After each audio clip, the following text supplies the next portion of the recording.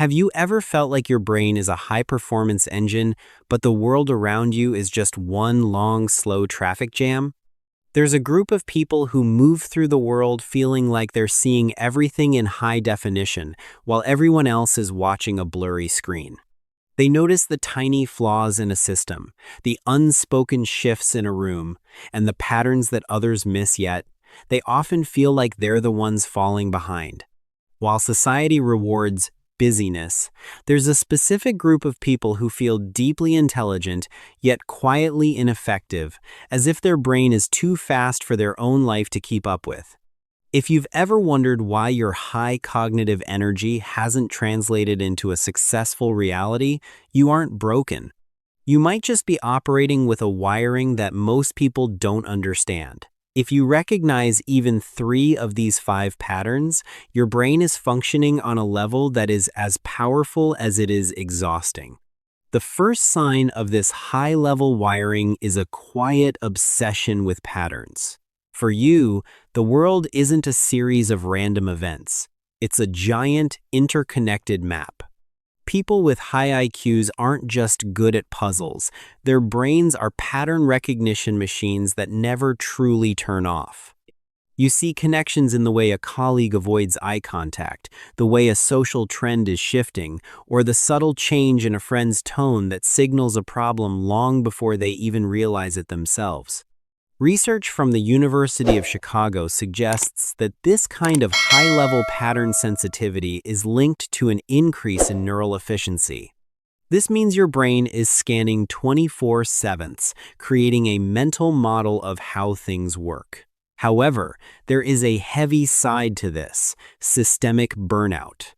When you see patterns everywhere, you start to see the inevitable crash before it happens.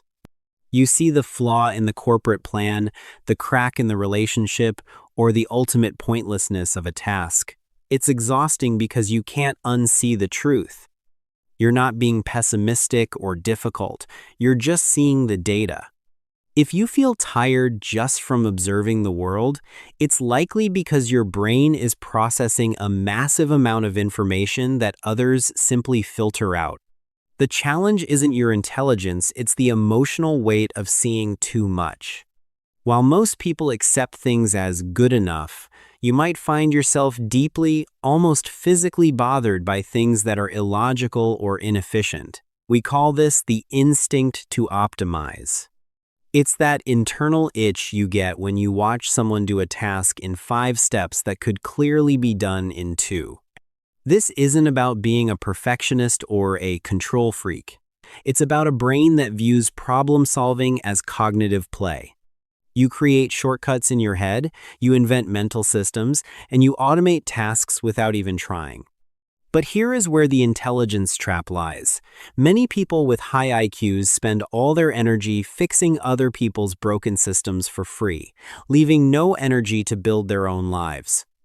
You might find yourself frustrated when others don't see the obvious solution that you've already mapped out. You're not being arrogant, you're just seeing a better version of reality. The key to moving from stuck to effective is learning to apply that optimization to your own habits like your finances, your health, or your time rather than just trying to repair a world that isn't ready to be fixed yet. Have you ever been called antisocial or distant because you crave long periods of silence? To the outside world, it looks like you're being lazy or avoiding life. But internally, you are engaged in what we call offline processing. Most people feel uncomfortable in silence because it forces them to face their own thoughts. But for a high IQ brain, silence is the laboratory. This is where your brain takes the chaos of the day and organizes it into meaningful insights. A study in Nature Neuroscience explains that resting state connectivity in highly intelligent brains is actually more active than in average brains. You aren't avoiding people, you're managing your emotional sensitivity.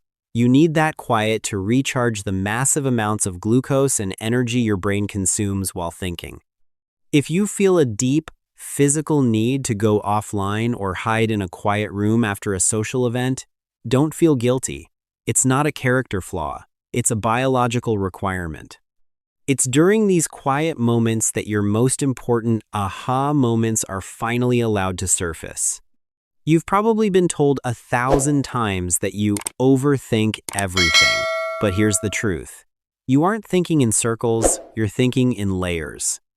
We call this multivariable simulation. While others see a simple choice, you see a decision tree with 1,000 possible branches. You imagine every outcome, identify every potential flaw, and run mental simulations of the future, like a grandmaster playing chess against themselves. This is why many high IQ individuals struggle with anxiety.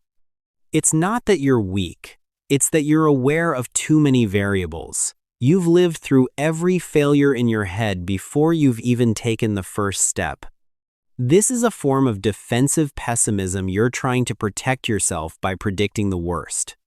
But the danger is that the brain can get stuck in the simulation phase and forget that real life requires action, even imperfect action.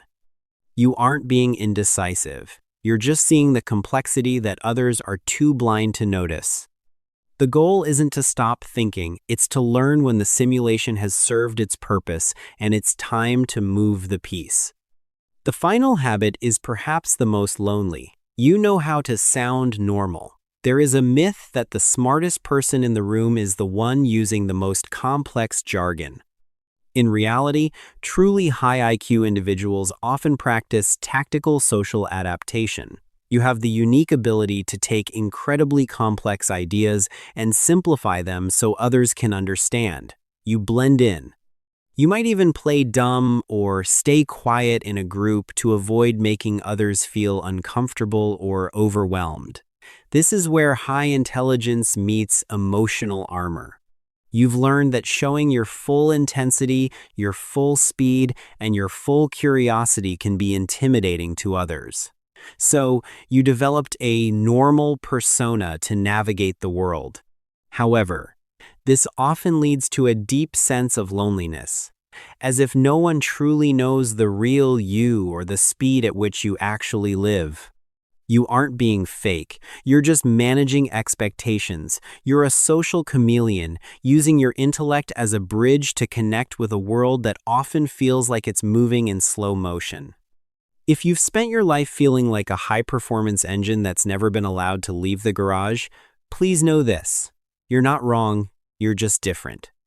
Many of these habits, the need for silence, the obsession with patterns, the constant simulation can feel like a burden when they don't lead to immediate success. It's also worth noting that many of these traits overlap with neurodiversity, such as high-functioning ADHD or being on the spectrum.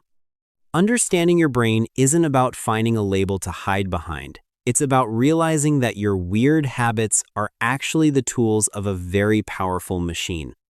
You don't need to try harder to be normal. You just need to learn how to drive the specific high-speed vehicle you were given. You're not defective. You're just wired for a different kind of depth. Which of these habits is making you feel the most overwhelmed lately? Is it the weight of seeing patterns you can't change, or the loneliness of the social mask? Share your experience in the comments. I'd love to hear how your brain navigates these layers. If this resonated with you, subscribe to Psychology of Your. We're here to help you understand your mind without the pressure of being perfect. If you want to support these deep dives and help us reach more people who feel smart but stuck, click Join to become a channel member. You're not broken for seeing the world differently. You're just seeing more of it.